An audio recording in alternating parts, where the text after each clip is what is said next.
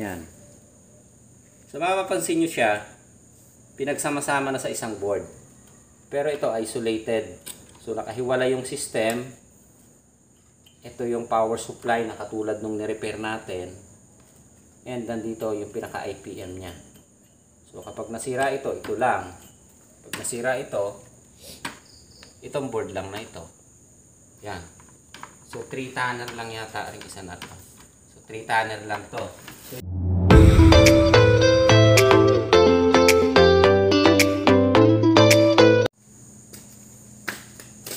Yan, so may isang board ako ipapakita sa inyo. So ito yung may order na pyesa pala. Ayun, dumating na yung spare parts nito. Yung ating 5 tanner. Ito. Na 3-phase.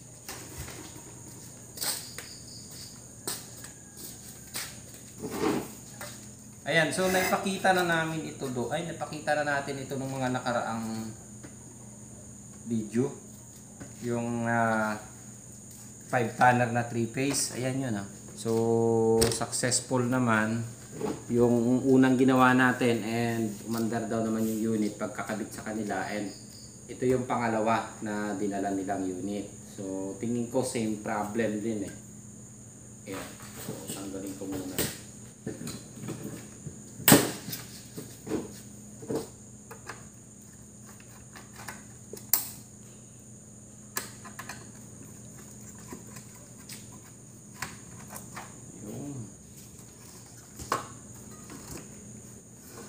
Ito, kasi nasilip ko na ito. Ang problema niya, yung regulator din. Ilalagyan natin ng ilaw ha.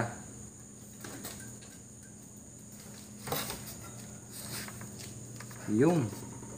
Teka, tatalasin ko.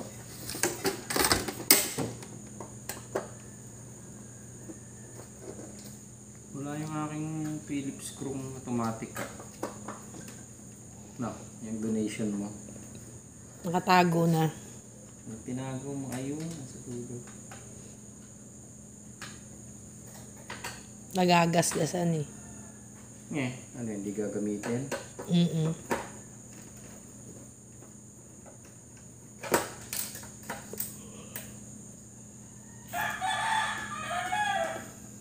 Umaga na.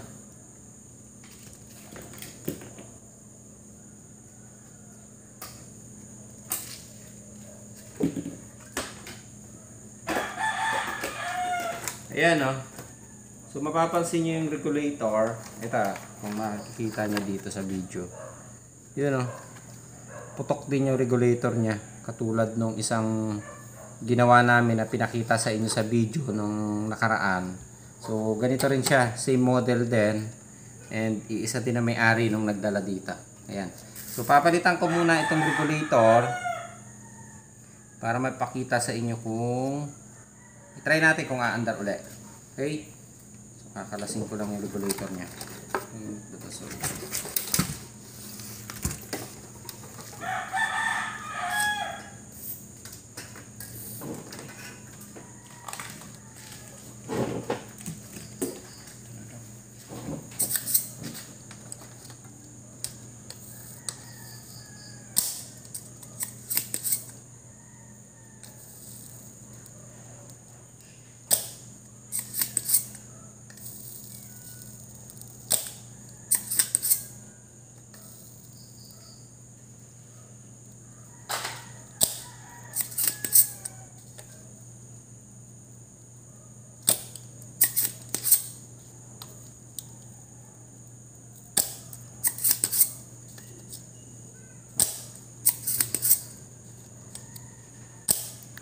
Yung tanggal.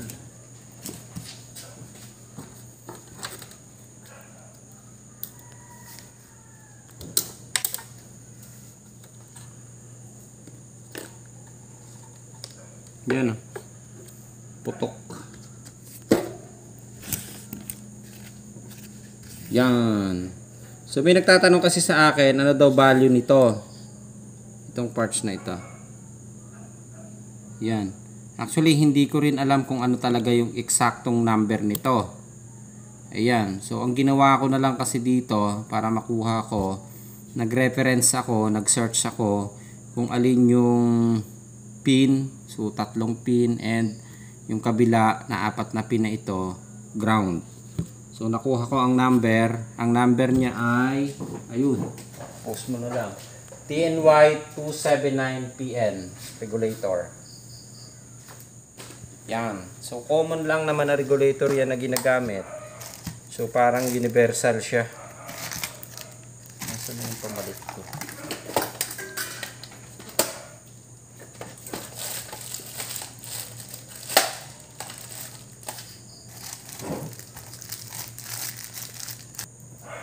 Ayan. So ito yon, yung TNY 279PN na regulator natin. So papalitan ko siya dahil ito siya, yung sumabog na ito. Yan. So papalit ko muna ito. Pararating din lang kasi nitong order namin. So common lang naman yan, and may na-order din yata nito sa Shopee. Ayan. So nagtatanong nung number daw nitong regulator na ito. Hindi lang maipo-focus yata ito sa camera. So ang number ay TNY 279PN. Yan. TNY. So na-focus naman yata natin ito. So ikakabit ko lang muna siya and tingnan natin kung aandar siya.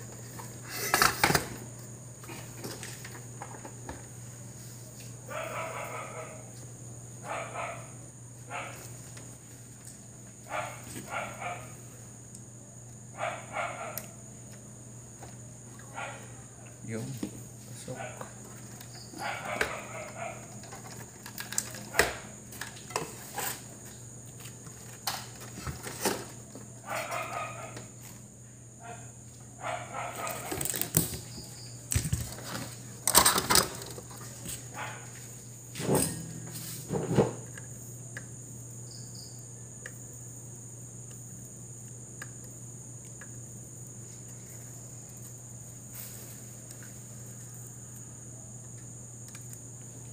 Okay. Ayan. So, chinek ko na naman ito. Wala naman akong nakitang shorted dun sa paligid niya. So, chinek ko na siya. So, maliban dun sa regulator na pumutok. Ayan. So, pwede na siguro nating isaksak ito para hindi na masyadong humaba yung video natin. So, assemble ko na lang muna.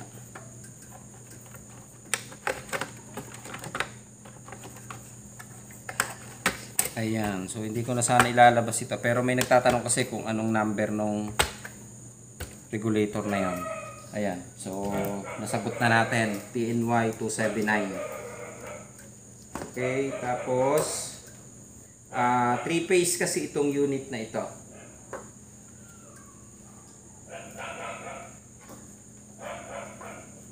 Try muna natin paandar yan.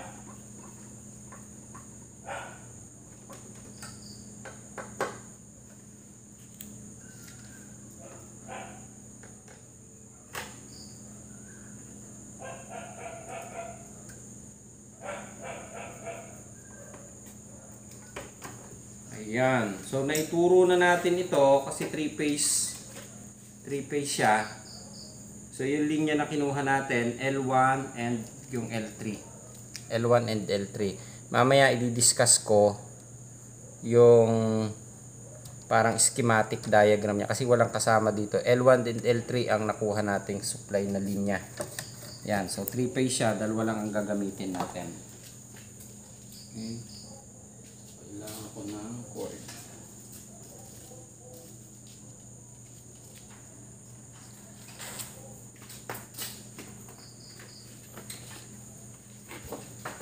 So ito yung talagyan ko ng wire. Yung linya ng L1 and linya ng L3.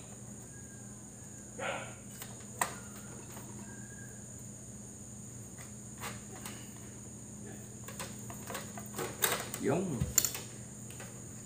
so, check natin kung walang shorted.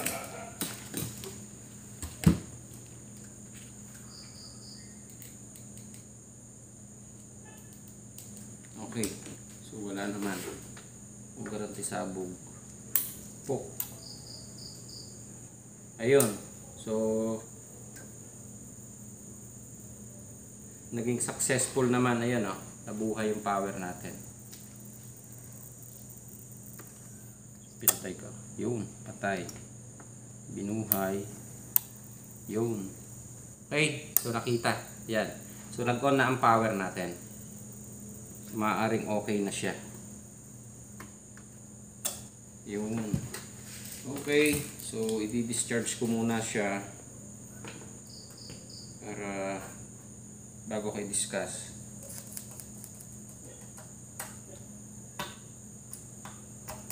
Yun. Okay, so may nagtatanong kasi sa atin kung pwede daw siyang paandarin sa single phase. Ayan, kasi converted na siya eh. So 3 phase ang ginamit niya. Kaya L1, 2, and 3. Ayan. So kung i-analyze nyo kasi ang board na ito, yan, kung makikita nyo, L1, 2, 3, may dalawa siyang board na ginamit. Ayan. So kaya nag-option kasi sila ng repair kasi medyo pinagsama-sama na siya eh. So yung DC section natin and yung IPM natin, ito na yan. Okay, yung DC section, yung supply. Ito yung isolated power supply natin. Yung IPM kasama na rin dito. And yung pinaka-system natin kasama na rin dito.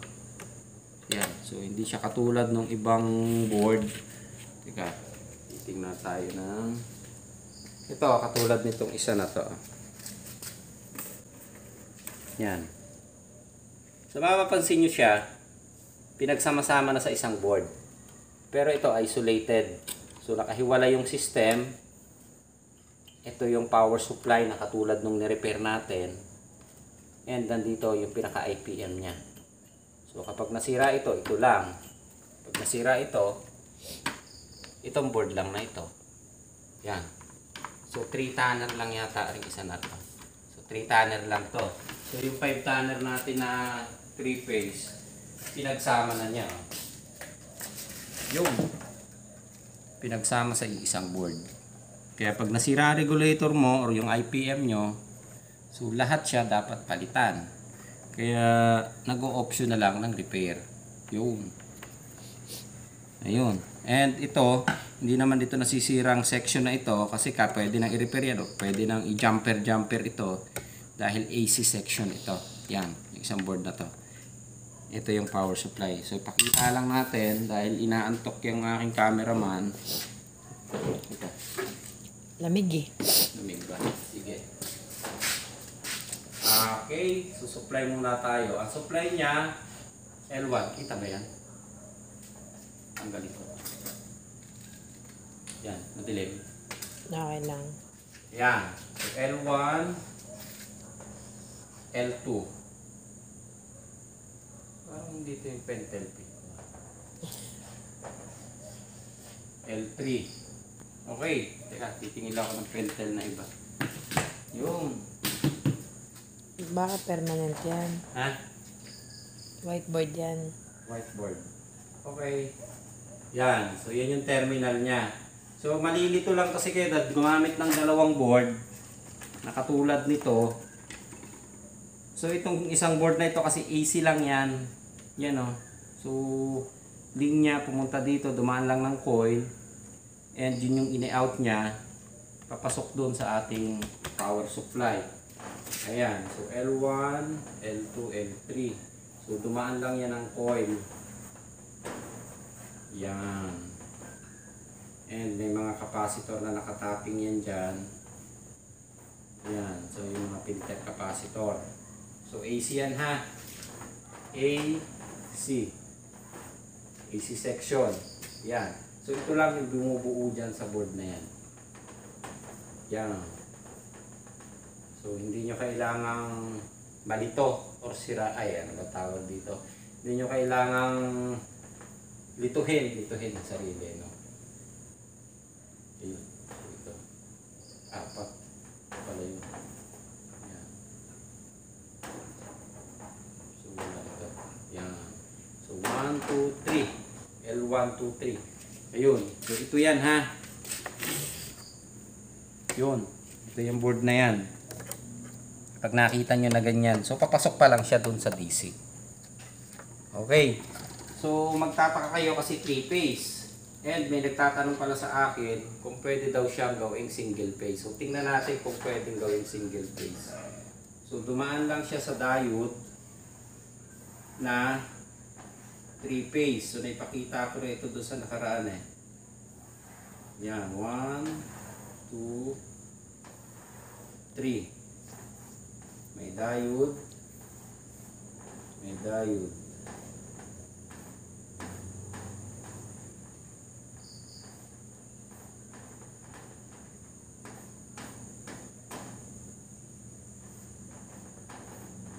Yan. So may naman tatlong diode. Ito yung positive. Ito yung negative. So yung 3 phase na yan, doon sa pinakita natin, ito yung L1. Connected lang siya dyan, ha. Yung L2 doon sa isa. And yun yung L3. Ayan, ganyan lang siya. And ang out natin, dalawa na lang siya. Negative and positive. Ayan. So nasa ilalim na siya. Negative and positive. Kunin ko na lang dito, ha. Ito, positive. Negative. So ito na yung negative. Positive. Ayan, ha. So itinap na natin yan dyan. Ito yan, ha. Positive and negative. Positive and negative. Okay. Kasi medyo mixi na yung whiteboard natin. So dumaan lang siya ng capacitor. Ayan.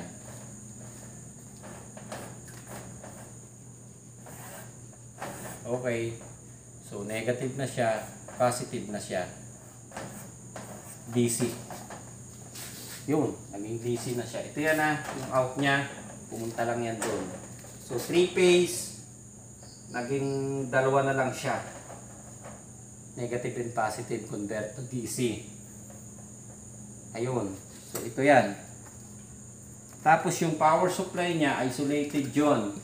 So gumamit lang siya ng diode, positive, AC, negative. Yan. So kinuha niya sa L1. Yan. So L1, dito ko na ilalagay, ha. So L1, kita pa to? Yung isang kinuhanan niya, L3. L1 and L3. L1 and L3. So dito niya lang kinuha yan. Tinap niya doon. Sa positive and negative, gumamit ng isang capacitor. Ayan. Positive, negative. So ito na yon, yung nasa ilalim. Ito. So AC, pumasok doon sa ating diode. Ito yung diode, oh. Yun. And ito, dumaan ng reactor, yung positive. Ito yung negative. Yun. Pumunta dun sa capacitor. Yun yung supply ng IPM natin. Ito. IPM. Itong isa, power. So dito nakasakay yung ating regulator na 15, 12, and 5 volts. So DC to, ha, lahat. Yan. Dito galing. Kinuha niya sa L1 and L3. Yun yung ginawa natin na section. Ito yun. Yung nasa ilalim. Yun. And ito yung supply ng IPM natin. Okay. So ito yung supply ng relay system. Yung isa system. Ayan. So kahit pagbalik-balik rin natin yung board, kahit gumamit tayo ng ibang brand or gumamit tayo ng ibang board na mas maliit o mas malaki katulad nito, 5 tanner na, ang voltage requirements natin iisa pa rin. Ayan. So dun sa nagtatanong kung pwede nating paandarin sa single phase, pwede. Pwede nyo na rin hindi palitan yung ating diode. Pero mas maganda kung palitan nyo. Kasi yung supply na ito, papunta dito sa ating capacitor papunta ng IPM is yung 310 volts o 330 volts. Ito yan. So gumamit lang siya ng 3-phase. Yun. So kung tanggalin nyo yung isa at gumamit lang kayo ng single phase, aandar pa rin ang unit natin. Pwede nyo siya paandarin sa single phase. Okay. So yan, nasagot na natin. Kasi yung tinatanong sa akin, pwede ba daw paandarin kung single phase lang? Okay. Kung tanggalin natin tong isa, yan. Ito lang gagamitin natin. So pwede kayong gumamit ng isang diode. Yung bridge diode na ginagamit natin. Yung ganitong klase, oh. Kaya lang gagamit kayo ng mas malaki. Yung 100 ampere. So ganito rin ang style niya, no? Design. Single phase lang siya. Hindi siya 3-phase. So dalawa lang, dalawang in ng AC and positive negative ng output na rin. Yun. So ganitong diode or ganitong style. So dalawa lang yung linya, single phase. Pwede. So tanggalin yung isa, pwede. Kung wala kayong 3-phase and gagamit kayo ng 5-tanner. So pwede nyo nang disable yung L2. Okay, kasi yung linya na papusok dito, gumamit sa L1 and L3. Yun. Dito niyan tinap yan. Kaya mapapansin nyo, yung board natin, gumamit ng isang maliit na fuse. Yung. Kita yung fuse na yan. Okay, so yung maliit na fuse na yan, ito yan. Nakakabit yan dito sa jumper na kulay red na ito. And ito yan, positive and negative. Ito, yung dalawa, papasok dun sa ating diode na ito. Yung. So, hindi nyo kailangang malito. Ganun lang. Ganun lang nyo din kasimpleng i-analyze.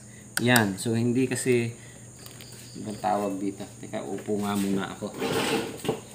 So, sa troubleshooting kasi, nakatulad ng ganito, importante alam nyo kung alin yung AC supply, alam nyo kung alin yung DC supply. So hindi kasi tayo pwede kasi ang dami talaga, hindi ko na nga nasasagot talaga yung iba. So ang gusto nilang sagot dun sa itinatanong nila is direct to the point, ano yung papalitan namin. So dapat i-analyze nyo kasi hindi ko rin masasagot dahil hindi ko naman na-check yung unit. So katulad nito, regulator pala ang sira.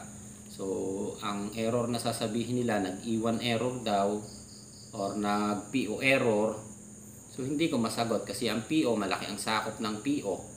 So pag PO, pwedeng sira ang compressor, pwedeng sira ang IPM or IPM driver. Kung E1 error naman, pwedeng dead set ito, pwedeng nasa indoor, pwedeng nasa outdoor. Yun. So marami. Kaya yung ibang tanong, hindi ko talaga nasasagot yung iba dahil ang dami kasi nung message doon and medyo busy rin, saka mahina yung internet namin dito. Kaya pasensya na kayo, yan. So importante alam lang natin i-analyze ano ba yung AC, ano yung DC supply. Ayan. So yung iba kahit dito sa wiring yata na ito, meron kaming na-encounter na nagpapacheck. Pati dito sa connection ng communication, nagkakabaliktad pa, nasa supplyan ng AC. Ayan. So pag nakita niyo yung wire na gumamit lang ng number 22 na katulad ng ganito, so ibig sabihin yung communication or hindi nyo siya pwedeng supplyan ng AC. Lalo na sa ganitong kalalaking unit. So marami kaming natatanggap na ganitong problema. Nasusupplyan daw ng AC ito. Yan. So ang AC line lang natin ito. Yung tatlo. Or kung gumamit ka ng dalawa, dalawa lang. Yun, L1, L3 lang. Etong isa, kung gumamit ng, mapapansin nyo na kagad yan eh. Kung gumamit ng ganyang kapinong wire na number 22, ibig sabihin yan, communication na kaagad yan. Or hindi nyo siya basta-basta pwedeng supplyan. So aalamin nyo na muna. Ayan, yung iba nalilito. Nasusupplyan. Kaya sabog si board. Ayun. So okay na tayo dito. Ayan. So yung nagtatanong nung kung pwede daw natin gamitin sa single phase, pwede kasi regulated. DC kasi ang supply ng compressor natin. Regulated siya, papasok na dun sa IPM natin. And yung power supply ni section natin, so DC supply siya. Kaya pwede siyang gamitin na single phase. So L1 and L3 or L1 and L2, Depende na kung saan nyo itatapping. So, ang importante nga lang, katulad ng sinabi ko, AC supply, alam nyo kung paano pumasok and paano siya pumasok yun sa DC. Yun. Tulad ng explain ko, ganun lang kasimple. So, malilito kayo, pumasok yung tatlo dito, pero dalawa lang ang ililabas niya. Yun. Ito lang siya. Okay. So, maliwanag na tayo dito. And doon sa power supply section natin na isolated, yung 15, 12, and 5, dalawa din lang. Yun, L1 and L3 ang ginamit niya. So, pwede rin L1 and L2, basta may 220 kang papasok dito. Aandar siya. Pwede, kahit baliktaran yan dito. Pwede.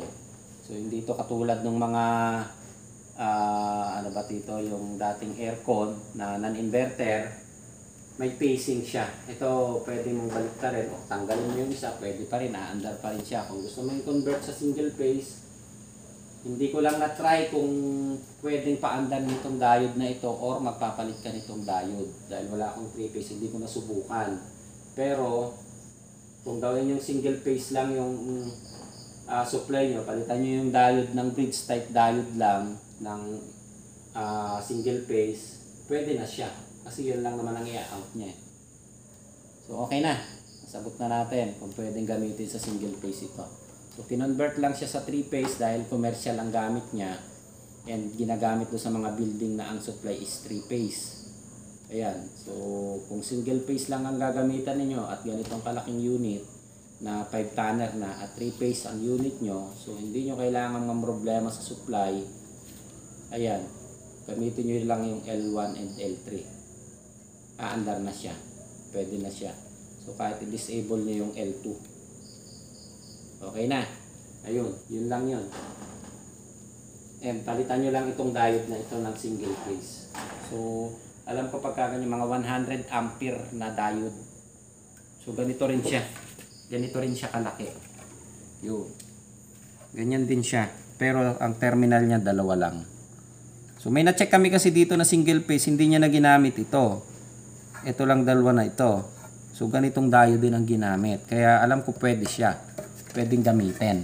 Hindi ko kasi na-try dahil hindi na ako lumalabas sa field ngayon sa service. So, mga bagong lumalabas na problema lang naman kasi ito. So, 1 taon na akong hindi lumalabas sa service. Ayan. 1 taon na ba? Wala pa. Wala pa. Sa March pa pala. Ayun. Okay, sa March, mag-1 taon na tayo na hindi lumalabas sa service.